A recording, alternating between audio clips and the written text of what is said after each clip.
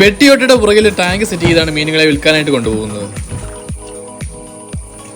ചാടിപ്പോകാതിരിക്കാനായിട്ട് മുകളിൽ വല വെച്ച് നമ്മൾ കെട്ടുന്നുണ്ട്.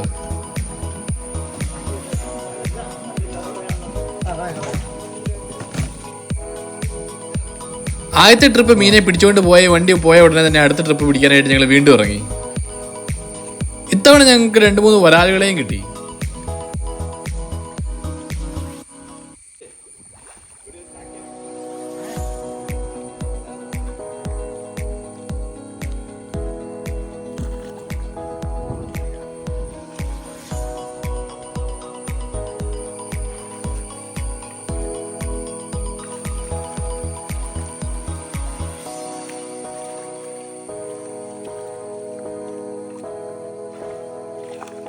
ഓരോ തവണയും മീൻ പിടിക്കുമ്പോൾ വലിയ മീനുകളുടെ കൂടെ സിലോപ്പിയ കുഞ്ഞുങ്ങളെയും കിട്ടുന്നുണ്ട്. ഇതിനെ നമ്മൾ വേറൊരു ടാങ്കിലേക്ക് പിടിച്ച് മാറ്റുകയാണ്.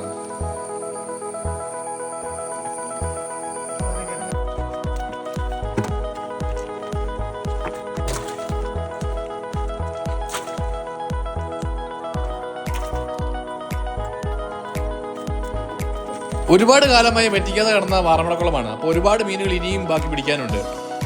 തുടർന്ന് വരുന്ന അടുത്ത പാർട്ട് വീഡിയോയിൽ ബാക്കി കുളത്തിൽ നിന്ന് പിടിച്ച മീനുകൾ ഏതൊക്കെയാണെന്നുള്ളത് കാണിക്കുന്നതായിരിക്കും.